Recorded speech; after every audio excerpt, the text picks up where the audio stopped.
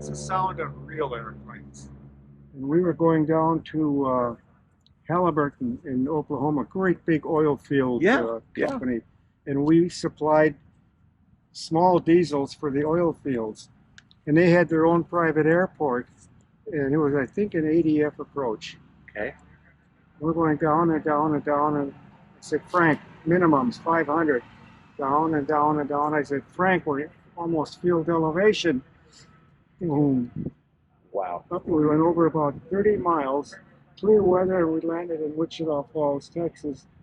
And talking to the line guy who was filling up the gas tank, and I said, yeah, we missed the approach at Halliburton. He said, we went right down to almost ground level. He said, you did what? All over there, great big oil derricks around there. Oh, wow. We went between them, obviously. Yeah. Oh, so what's your name? Pardon? What is your name? Bob. Bob. And you flew Beech 18s? Yeah, it was an E-18. It was an executive. We hauled all the company. Most of the people were, of course, salespeople. They had to travel. Rarely would we take the CEO. He didn't have to go, but he was the nicest guy in the world. Except he was almost 6'4", and even in the taller E-18, he had to kind of bend over a little. And we said, Mr. Nelson, if you'd like to stand up straight, Gulfstream, you think I'm going to stand up before a stockholders meeting and tell them that I just blew $1 million on an airplane? Okay, we'll keep the beach. Yeah. Oh boy, oh boy, oh boy. What are you feeling? Huh? What are you feeling right now? Trip down memory lane. We got the oil dilution system on this. That is harsh on engines. Yeah.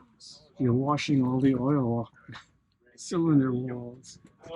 That's the finest airplane engine that ever was made.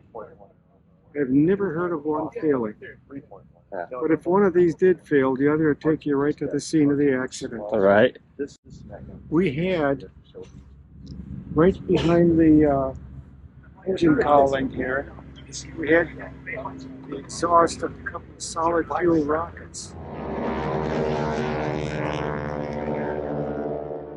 That's the sound of real airplanes. It's You have a key up here that you turn the key to arm the rockets right before takeoff. And if you lose an engine, you go through your motions, and then you hit the switch, and both rockets would fire first. I don't know, 15 or 20 seconds. I suppose like they help. We never fired them, of course. Didn't have to use them. We knew one gentleman down in Rockford, Illinois. He had the rockets on there. And he looked, and they were expiring. And they got to be changed. So he said, well, if they're going to expire, I'm going to fire them. Just he and a co-pilot took off. He went up and they fired. He pulled one engine back. And he fired both rocket bottles. Well, on the good engine, the one that was running, the mounting straps on the rockets were very corroded. They broke, and that rocket shot right forward and blew out the oil cooler. So then they really lost an engine. Yeah. Then to put the frosting on the cake, he got back, and the FAA busted him for firing those things out of season. Wow. But it was great. I'm retired from Northwest. I got with the airlines after flying there. But one of the big things that we showed what a corporate airplane can do, the motor company that I worked for, we had to almost shut down the factory because the company that made pistons, whoever was hauling them was on strike or something like that. So we took all the seats out of the airplane and flew down to, I believe it was Cape Girardeau, Missouri, south of St. Louis. Yeah. And it was the factory that made the pistons for our diesel engines. So we were big heroes then. You know, we loaded up the airplane with a couple of tons of, or not a couple, but all the room we could carry, and brought those pistons in, and they hauled them down to the factory We went back and got another load. What kept them from laying off a couple of hundred people. So hey, great, we kept the assembly line going. That's awesome. In other words, we're trying to impress upon the executives of the company that this can be a very useful tool. Yeah. A salesman came in with a Twin Beach with the tri-gear, the nose gear on. So my partner and I, we each guys take it around and make a couple of landings. Oh, this flies at the 172. But the downside was it cut back on the load you could carry because that added quite a bit of weight to the airplane. It wasn't real successful. Created a lot of weight and extra maintenance for the nose gear. We had radar on that thing, the RCA, the windshield wiper type radar, but it worked. I mean, it was okay. And we were going from Waukesha here to New York or Newark or whatever, and across Pennsylvania. I said, I don't know, Frank, we better do a 180. I mean, the radar showed just unbelievable. I said, that is a squall line that anyone, of course, you could see it. Oh, no, we can make it through it. We hit that. We were anywhere from, I think we were at 6,000. We were anywhere from 8,000 to 4,000. Could not control it.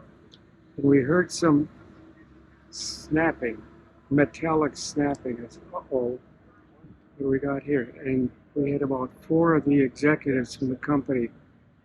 3 out of the 4 were just throwing up something horrible. And after we got back, we went down to Butler Aviation at Chicago O'Hare, and we had a thing in the X-ray, and the southern section, a lot of cracks in the spires. Yeah, the snapping we heard. Was that prior to the spar strap AD? Pardon? Was that prior to when they came out with the AD for the spar strap? This is, yeah, right before the AD. I Right remember before. they had that. And of course, the airplane was tied up for a while until they got that all straightened out. But we found out that later on, that squall line of thunderstorms in American Airlines DC-6 had one engine ripped loose from the mounts and it was just hanging.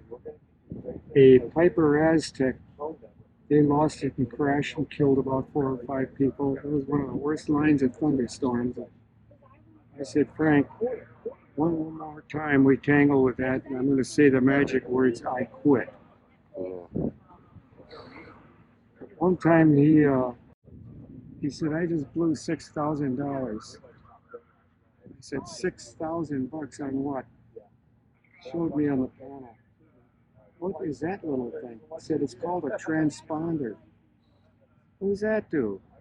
Well, we show up a little better on radar. Because it used to be, everybody was just a raw radar return. Okay, is that you? We don't know. Turn left 90 degrees, okay. Oh, all that time consuming. Now turn right. Okay, now I have you. And I remember it was 0600 was VFR, 0100 was IFR. Of course, there's no altitude, but they did have a sharp. A little better with the transponder, huh? We'd come back from someplace and Milwaukee Approach Control would handle us because we were only 20 miles away from there at Waukesha.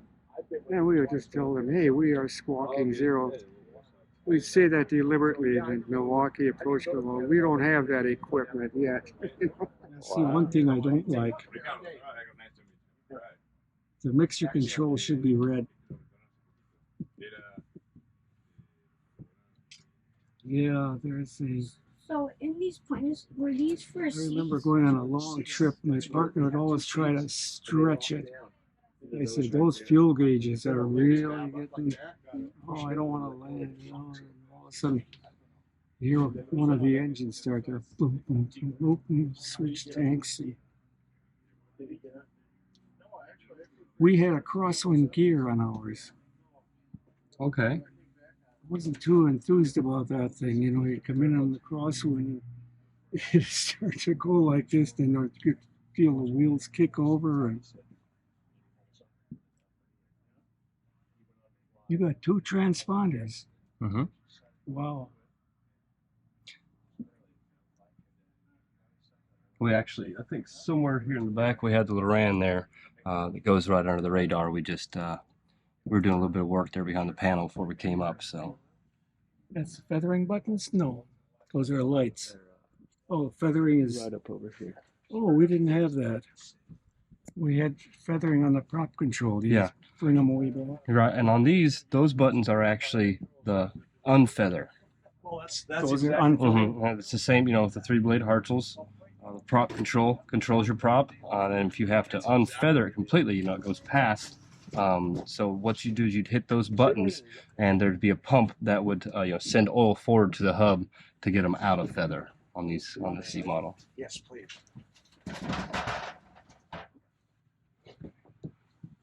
Fabulous old airplane.